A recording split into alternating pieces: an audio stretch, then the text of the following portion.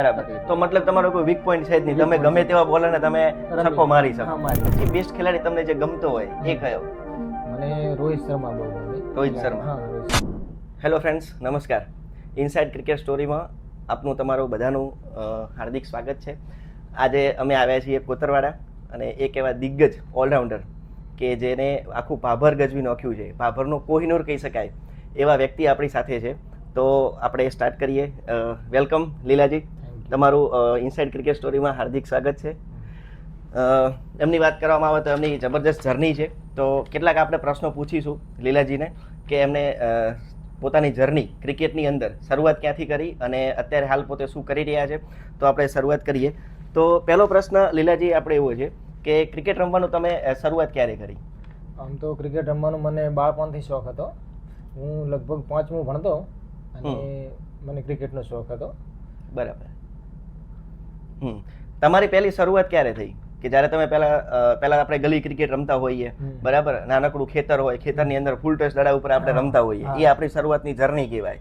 એના પછી જ્યારે આજુબાજુના જે ગામડા હોય ત્યાં તમે પહેલી વખત રમવા ક્યારે ગયા, કેટલા સમય પહેલા? હું 10મું ભણતો 2012 આજુબાજુ.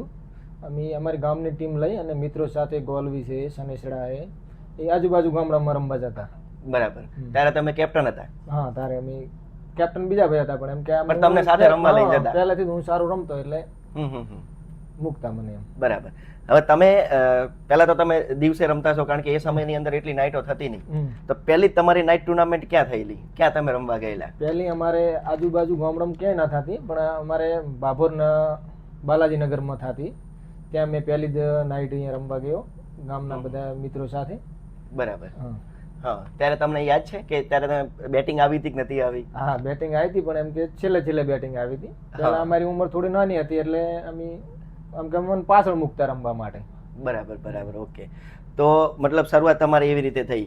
તો એમાં તમારી કોઈ યાદગાર ઇનિંગ ખરી કે જ્યારે તમે મતલબ મેચ વિનિંગ પારી ખેલી હોય એવી તમને કોઈ ત્યારે યાદ આવતી હોય? હા, એટલે પહેલા તો યાદ નહીં, પણ હમણાંની એક 2026ની જ છે. હું ગોસણ સેમીફાઇનલમાં સારી ઇનિંગ રમ્યો હતો અને સારી ટીમ સામે એમ કે સારું પ્રદર્શન કર્યું હતું અને અમે ફાઇનલમાં મેં મારા ઓલ્યાથી એમ કે મેં ફાઇનલમાં મતલબ તમારા લીધે તમે ફાઇનલની અંદર તમારા લીધે તમે કરી હતી, ફાઇનલમાં પહોંચ્યા હતા. બરાબર.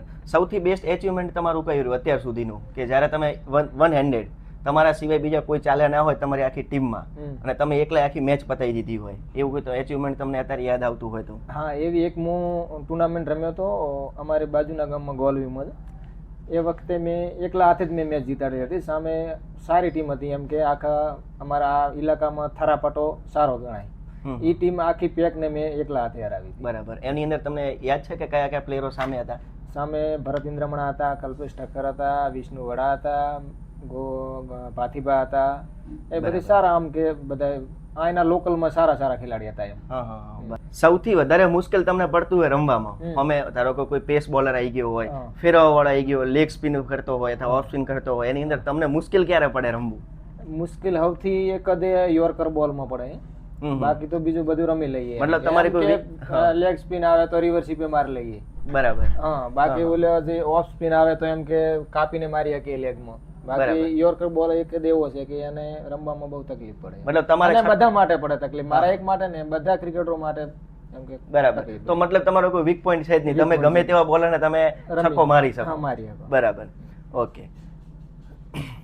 હવે એક અહીંયાનો એક બહુ જબરદસ્ત પ્રશ્ન હોય છે કે અહીંયા જે ટુર્નામેન્ટો લોકલ આટલા આપણે એરિયા ભાભર પટ્ટો છે, થરાદ વાવ પટ્ટો છે, ત્યાં આપણે ટુર્નામેન્ટો બહુ જબરદસ્ત થતી હોય છે. નાઇટની અંદર જોવા જઈએ, શિયાળુ સિઝન આપણે આવતી હોય ત્યારે આજુબાજુની 35 થી 40 જગ્યાએ ટુર્નામેન્ટો થતી હોય છે નાઇટ, બરાબર. ત્યારે આપણે અહીંયાથી એક સારી ટીમ, આજુબાજુના એરિયાની એક સારી ટીમ લઈને આપણે જતા હોઈએ અને આપણે મહેનત કરી અને છેક ક્વાર્ટર સેમી સુધી લઈ જઈએ. અને એના પછી મારો બહુ ગજબનો પ્રશ્ન છે કે ત્યારે પછી શું થાય છે કે કોઈ પણ આપણા જે સ્પોન્સર હોય છે, એ સ્પોન્સર શું કરે છે કે ફાઇનલ હોય ને એ સમયની અંદર બહારના ખેલાડી બોલાવી દે. તો તમને શું લાગે છે કેટલા અંશે યોગ્ય છે? એના માટે સ્પોન્સરને બધાને વિનંતી છે કે આના જે લોકલ પ્લેયરો તમને ફાઇનલ સુધી પકડતા હોય, સેમી સુધી પકડતા હોય અને છેલ્લે જાતા તમે એમને બેસાડી અને બહારના પ્લેયર લાવો એટલે મૂળ એમ કે બધું ખર્ચો ખોટો વધી જાય અને આનું જે ટેલેન્ટ છે એ બહાર આવતું નથી. બહારના ખેલાડી આવે એ બધું ઓલું કરી નાખે એમ. હા મતલબ કે એ લોકોનો કોઈ એવું હોતું નહીં કે જીતાડે કે હારે, હારે, છતાં હા. પણ એ લોકો છતાં પણ એમને પૈસા આપવાના હા. પ્લસ આપણું આયનું ટેલેન્ટ દબાઈ જાય છે. હા મતલબ Local- મહેનત કરી હા, મહેનત કરી અને ગામડાના આયના લોકલ જે ખેલાડીઓ છે કે નહીં હમ. એ બધા આયના એમને ટીમ સેમી સુધી ફાઇનલ સુધી પકડતા હોય છે અને છેલ્લે દાતે એમને બેસાડવામાં આવે છે. એટલે બરાબર. હું આ યોગ્ય ગણતો નહીં અને આ ખેલાડી બહારના વ્યવહાર આલી ના લાવવા જોઈએ. વ્યવહાર આપીને ના ના લાવવા લાવવા જોઈએ. બરાબર, સારી વાત છે. હવે એક રમૂજી પ્રશ્ન છે તમારા માટે કે આપણે ભાભર છે, થરાદ વાવ છે, લાખણી છે, દીવદર પટ્ટો છે, કાંકરેજ તાલુકો છે, બરાબર, આજુબાજુના જે ધારો કે તમે કેપ્ટન છો હા. તો આજુબાજુના એરિયાની અંદર તમારે કદાચ તમે કેપ્ટન છો ને તમારે પ્લેઇંગ 11 બનાવવાની હોય હા. તો તમે કયા પ્લેયરોને ચૂઝ કરશો?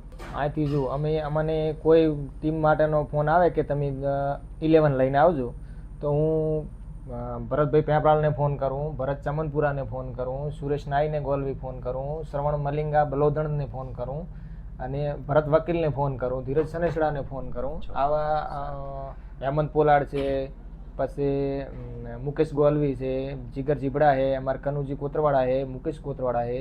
આ પ્લેઇંગ 11 હું પહેલેથી 4 બોલર અને બીજા 2 ઓલરાઉન્ડર ને એક સુનજી ચૌધરી છે.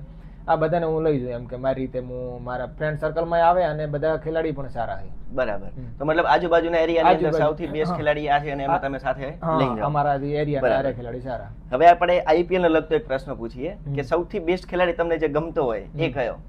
મને રોહિત શર્મા બહુ ગમે. રોહિત શર્મા. હા, રોહિત શર્મા. બરાબર, રોહિત શર્મા સારા હે. હા, એનું શું કારણ છે? એ કયા શોટ સારા મારે છે કે પછી એના હાઈએસ્ટ સ્કોર કર્યો છે કે શાના માટે? એ હિટિંગ સારું કરે. મારો ફેવરેટ ખેલાડી છે રોહિત શર્મા. રોહિત શર્મા. ઓકે, તો આઈપીએલ ની ટીમ કઈ તમને ગમે છે? મને આઈપીએલ ની ટીમ તો હવે હું ગુજરાતનો છું એટલે મને ગુજરાત ટાઇટન્સ જ ગમે અને હું એને જ સપોર્ટ કરું છું અને આને સપોર્ટ કરતો રહીશ એમ. 100% આપણા ગુજરાતવાસીઓ છીએ તો આપણે ગુજરાતને જ સપોર્ટ કરવો જોઈએ, એ તો 100% ની વાત છે. અને ખાસ કરીને લાસ્ટ આઈપીએલ ની અંદર બહુ જબરજસ્ત એમને પરફોર્મન્સ પણ આપ્યું, બરાબર, અને છેક ફાઇનલ સુધી પહોંચાડ્યા, કારણ કે 3 જ ખેલાડી હતા અને એના ઉપર જો છેક ફાઇનલ સુધી પહોંચાડ્યા હોય તો બહુ જોરદાર કહેવાય. હવે આપણે ફેવરેટ ટીમની પણ વાત થઈ ગઈ. હવે તમને ખાલી એક પ્રશ્ન આપણે છેલ્લો પૂછવો છે કે તમારો ફેવરેટ શોટ કયો? મારો આમ તો ફેવરેટ શોટ નો લુક જ છે.